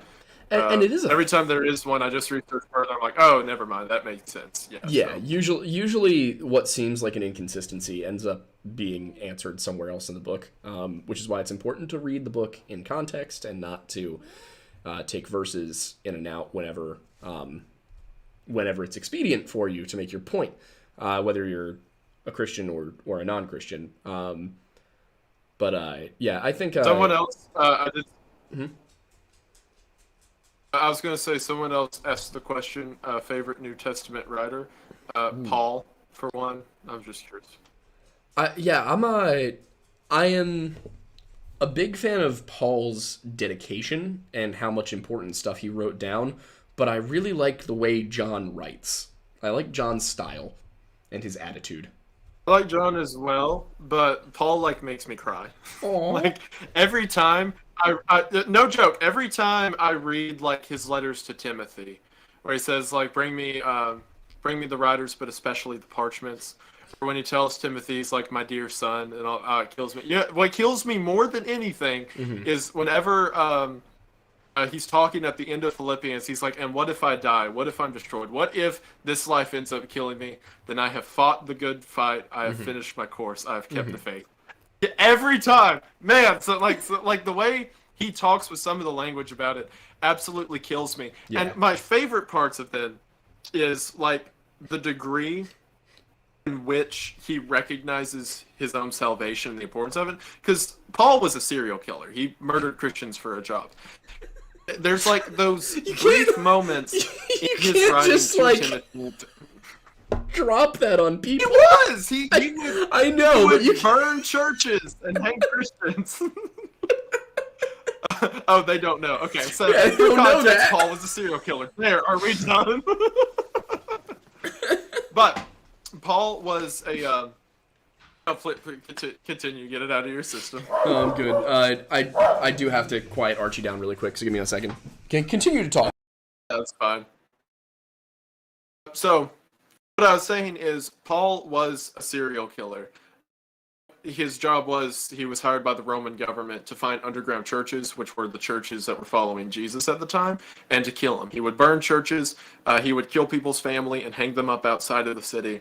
And then it was whenever the light beam hit him on the way to Damascus, excuse me, when he came to the conclusion that God is correct, and then he was baptized. So the greatest Christian, arguably, of all time, used to murder Christians for a living. So there is moments whenever he's talking to Timothy and like his apprentices and people under them, whenever he says, how could we neglect so great a gift as salvation? And he talks about, even I, as wretched a worm as myself, and dying in the court of a king, what more could I give him than my life? Like, oh, just someone who appreciates salvation more than anyone else, because he's been on both sides of the track. And him in those moments to talk about just like the importance of Christ and what Christ did for him personally, and that when he comes to the end of his life in his final letters to Timothy, he says, tell them, there's some, I forget the exact wording, but it's to the effect of, my only regret is I didn't do more for God. And he's literally about to be executed because he stood up for him. Like, man, you want to talk about valiance in the face of death. I love Paul so much. So, yeah. Yeah, definitely one of the most interesting Christian figures, and one of the most dedicated, considering like how his story starts and ends is just an incredible redemption arc. Like, when it, like, just like, it's what I also love about Paul is like the casual trust he has in the faith. Like, a witch approaches him and he's like, begone, devil, and the witch and the demon flies out. He's on the Isle, it was wherever the place was where the ship wrecked, and he was there with all the prisoners, and all of the prisoners were saved. And during whenever they're gathering firewood, he gets bit by a venomous snake, and he throws it, and someone's like, shouldn't you fix it? He's like, God will protect me. Like, he's just so dedicated, because as he told everyone in his writings, he's like, I should be a dead man. So every minute of this life I have left on earth, I'm going to dedicate it to God, which is why his writing good. I love Paul so much. Yeah, and I think that's an important understanding to have when it comes to Paul's writings, because a lot of people look at it and there are some things that Paul says that people are like, okay, dude, like maybe chill a little bit. But no, when you look at his history and his story, there's essentially nobody that was worse to Christians in the Bible than Paul in his early life. And then he turns around and becomes this super hardcore proselytizer. And I see him as much more of a founding figure of the church than I do Peter, which gets me in hot water with a lot of Catholics. But No, because he told Peter, he's like, on this rock I'll build my church, and Peter ministered to the Jews, and then Paul ministered to the Gentiles, which is us. It is, they were both the rock of the church, but in different directions, exactly. so to speak. But yeah. Yeah, and another thing that I think is funny, somebody asked a question about witchcraft, so we can kind of slide into that with this, is the upside down cross constantly being used as a symbol of like Satanism makes me giggle when I watch horror movies, because it's not, it's the symbol of Peter, like, because he's want no, all right.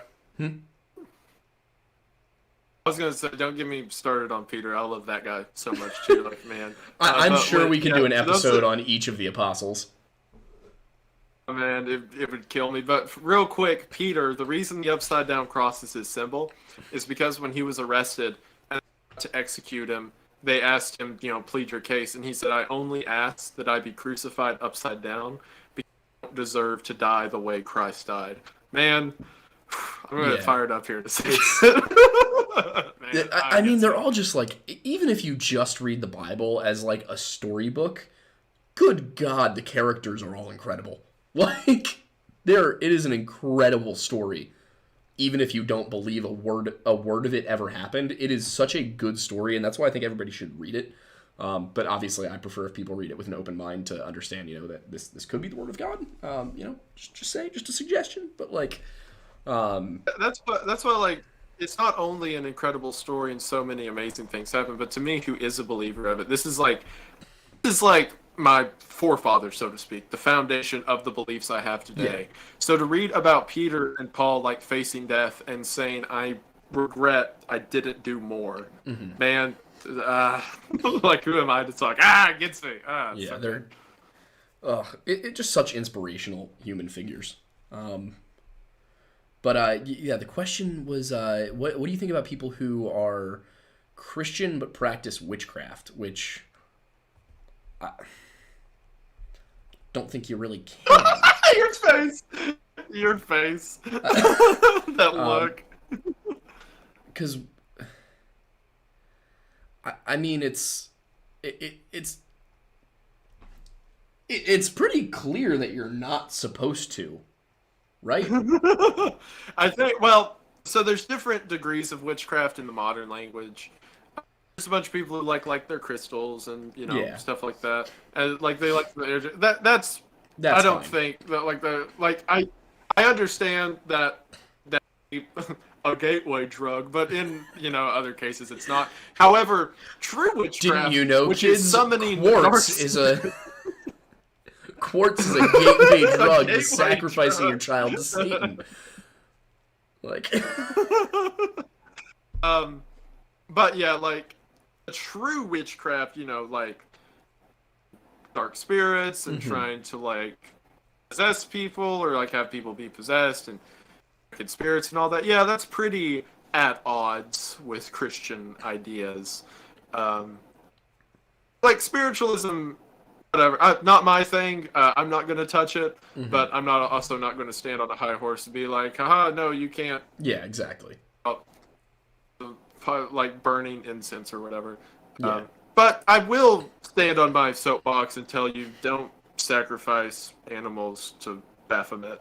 Like, yeah. Maybe don't do I'm that. pretty you know? confident in that one.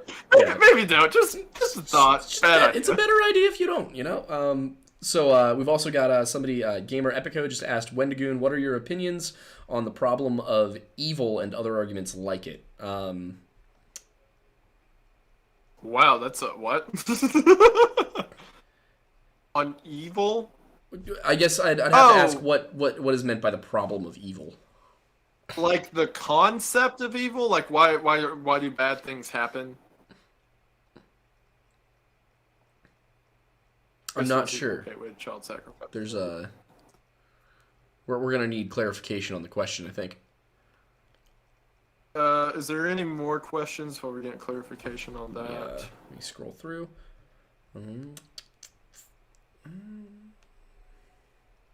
Just two people scrolling through the phone chat. Yeah, exactly. Yeah, Traveling Bard, Paul's fantastic. It, like as a Christian, like the Old Testament, I love it. Obviously, it's super important, but nothing is more important than like the New Testament, salvation above all else. But then like the modern Christian walk, that's the part directly for us, where like the rule, like when you read the Old Testament, they talk about the law and the rituals and all that. That doesn't apply to us. That's different because we're Yeah. living in the age of grace. But when you read about the New Testament Christians and their design walks, that is written to and for us.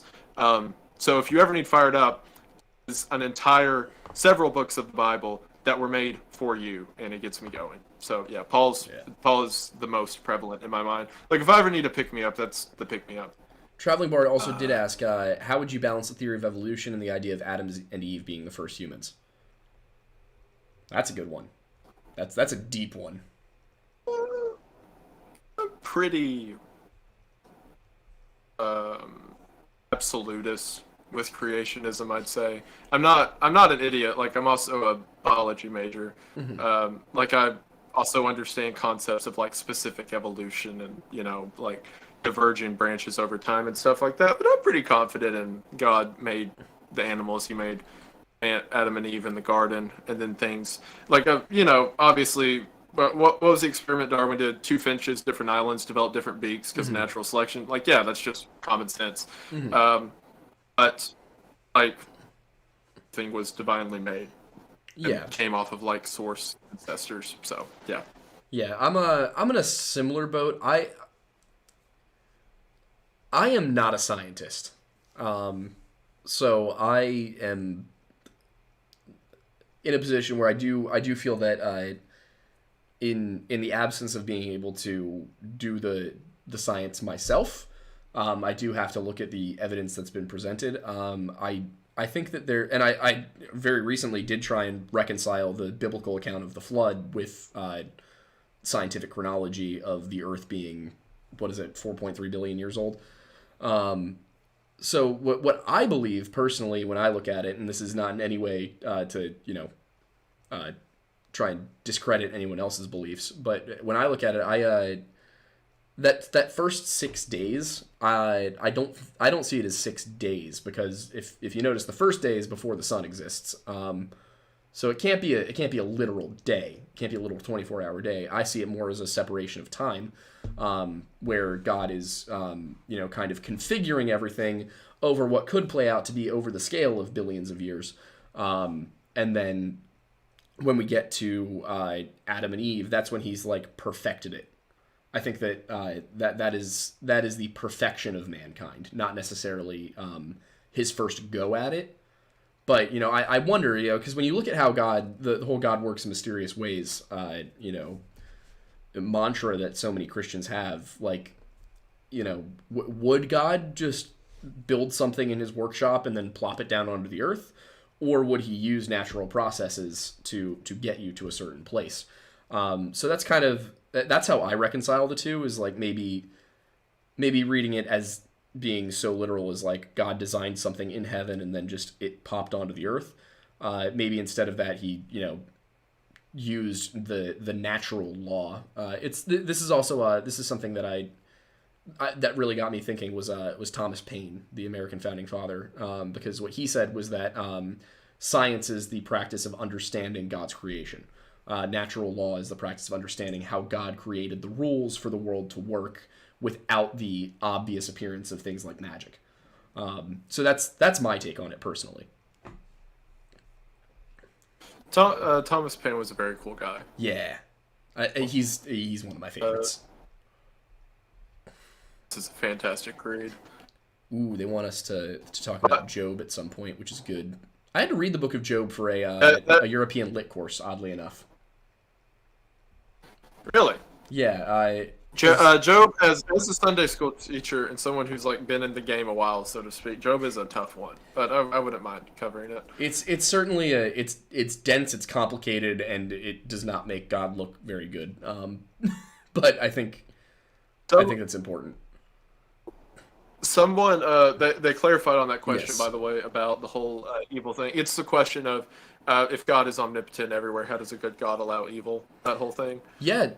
So Go on. I've got a pretty confident, at least I'm confident in myself, the answer with it. So the purpose, when God created heaven and the angels and all that and everything that predates man, it was all in the realm of the divine and in glory. They did have free will to some degree. We know that because at some point, Lucifer, or I know that the name's debated, Satan, the accuser, whatever, had to rebel along with several of the other angels, so that implies some level of free will and choice. However, what we do know is that the purpose of man's creation, as described in the Old Testament, was for God to have companionship with man. Mm-hmm. And that's why every day God would walk and talk with Adam, and then Adam was alone. It said he desired a partner for himself, so God created Eve. So every day God walked with, and they found companionship with each other. If you're going to have a companion or someone you can talk to about whatever they could talk to, I wonder what those conversations were like. Oh yeah. I mean, imagine getting to like walk and talk with the being that created the universe. That would be insane. Especially when you're like creations. Yeah. Who can communicate with you. That like. Anyway, that's a whole nother topic. When he created the two of them, it was for companionship. If you are going to have companionship with somebody, it isn't going to be a robot who directly thinks and feels everything you do. Why was the tree of good and evil, or the tree of knowledge, in the Garden of Eden? Because without that, there is no choice. There is no desire to be with God. At any point they wanted, they could leave the divinity of God, they could step away from the garden, they could take a bite of the fruit and be gone forever. And we don't know how long, excuse me, I've been drinking that energy drink and it's been talking for 2 hours straight. We don't know how long Adam and Eve were in that garden. Could have been A week, although considering he had time to name all the animals, it was most likely years. It took they were in there for a while. And eventually each of them were tempted in their own way to take a bite of the fruit. And what that did is that separated the divinity and the perfection of God with the choice to be apart from God. At the end of the day, sin as it exists is the decision or the essence of being away from the divine creator. Because of that, if they wanted to return to that divinity, that's where the sacrifices come in. They had to take that sin, put it on an animal, destroy it, where the sacrificial lamb comes in, up until Jesus Christ died on the cross as the final sacrifice, so that it only took a choice for us to return to that divinity. So you ask the question of why does a good God allow bad things? It's because the entire purpose of humanity and everything that we have is the concept of free will. It is for people to have the ability to think, to act for themselves. And because of sin, because of the essence of being apart from God, we have to have it is the capability or the choice if we want to return or not. Sin is apart from creation. It's doing bad things. It's evil because it is it is leaving our intended purpose. Whereas salvation, joining back to that divinity, is in that sense. And a lot of people ask me also, like, as a Christian, are you afraid of death, blah, blah, blah. No, because according to that belief, life as we know it is the timeline of choice you have of if you want to return to that divinity. It's that free will. It's the garden all over again. It's people deciding if they want to walk with God or not. So in that regard, the purpose of life is to make the choice, and then eternity afterwards, or the afterlife, is experiencing that choice. So the reason evil exists is because without sin, there is no choice in the matter. We're robots apart from the companion that God wants, and his desire is for us to choose to return to divinity. That's why it says God is not willing that any should perish, but that all would come to repentance. So repentance, putting off sin, is returning to that without having the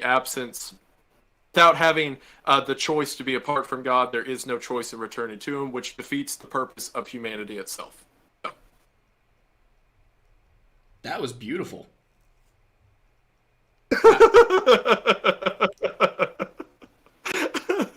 I have no words. That was like the best explanation I've ever heard of that. Mine was so much more. I had a much more rudimentary one stocked up, and yours was just like beautiful. Okay, all right. I'm not even going to answer the question. That was exactly what I was going to say, but much better phrased. What really drives that home to me is in the New Testament. I don't know who it was. I'm pretty sure it's one of the four. One of the first. No, it was James, I think. One of them in the New Testament said, they're talking about salvation. They say, the glory that we may return man to his original purpose. And that purpose is being joined back to God. It's not some super complicated question of, do I want to worship? Do I want to dedicate time? Blah, blah, blah, all that. God has always sought companionship with man. It's just a choice if we want to return to that. We talked in the last podcast about, does God curse people to hell? And that's not in the Bible anywhere. It's if you choose to not return to God, you are left to your own devices. And those devices are the evil, the torment that the devil has created. It's not God cursing you there. It's you choosing to not return to the divinity. But whenever they talk in the New Testament about returning to our purpose, that purpose is to be a companion with God. That's also the most convicting verse to me, because anytime I'm in the day, I'm like, I don't have time to pray or read the Bible and stuff like that. And then I remember God created me because he wants to have companionship with me, and I don't have the time for him. That gets me a lot. It's like not spending time with your dad. But yeah, that's side note. Pretty much. Yeah. Yeah, in a sense. Yeah, it's like brought me into this world. Like at the very least, I can go out for lunch, like that kind of thing. Thank you, Aidan. I appreciate it. I had to add some. Yeah, I had to sure, Aidan. I had to have something to say. Again, I hate that you're right. I hate that you're right again. This is I think the reason I do well on TikTok is because I like to take complicated subjects and present them in like the most simplistic form possible. I appreciate it. All right. Speaking of, see, this is why you're big on YouTube with your 2.5-hour videos, and I'm big on TikTok with my 15-second videos. I should have known. This is where this is going. All right. I mean, I'm not sure if you're reading the chat, but essentially everybody is, deeply attracted to the way you speak. Oh, that's good. I'm scrolling through it right now. Yeah. Everyone but seems very nice. So. yeah, I mean, I think that covers the free will topic. I mean, to quickly answer like my side of things, and I think this is we're at the point where we're hitting almost an hour 40. So I think we gotta end the stream soon. But Wrap it up. yeah, I have a very similar opinion on free will. And evil being the absence of God, rather than an active force on its own. It is, in my opinion, it's to be away from God. The word that's actually translated as evil in the Bible is ra, and the direct translation is not evil, but rather dysfunction. So there's function with God and dysfunction without God. I didn't know that. That's fantastic. Yeah, I wrote a paper on it in college. It was a fascinating series of readings and things that I went through. But yeah, the paper I'll shoot you a copy of it so you can see where I'm coming from with that. And if anybody else wants to see it, it's up on my Patreon, which for the $1 a month tier, you can read everything I've posted there. Let's see. It's along with what I was saying about our intention is companionship, but that idea that if you are not participating with God, evil is just going against your natural function of being close to God. I love that. That's fantastic. Wow. Yeah, it's function. definitely. Man, I'm gonna remember that. That's good stuff. That's a good one in my opinion. There is one last thing. Everybody wants you to say the word giants the way you do in your videos. All right. Giants. There we go. I love how many people were begging for that the entire time. I love that that's become a channel. I mean, it makes me so happy. Yeah, it's fantastic. Everybody's saying you should live stream your Sunday school things. You have been doing that, haven't you? Not live streaming, but doing a series of Sunday school videos. Yeah, of Sunday school lessons. I've someone in my Sunday school class actually suggested that. Oh, why don't you just record these sessions or whatever? And I would. The reason I don't want to is because my Sundays, it's not huge. It's 10 to 15 people on any given Sunday. But a lot of them are very comfortable in the environment, and they're comfortable. Some of them took a while, because just, adjusting to new groups of people. But they're comfortable enough now where they'll in the middle of class be like, oh, well, what's that mean? What's that mean? And I love that. I love people being interested in the Bible. I love people talking about it. People will come to me and be like, hey, so I read verses from what you were talking about last Sunday. That's my favorite thing in the world. The idea that I'm encouraging people to do that. And I'm afraid if I set up a camera and a microphone, it's going to discourage that. Yeah.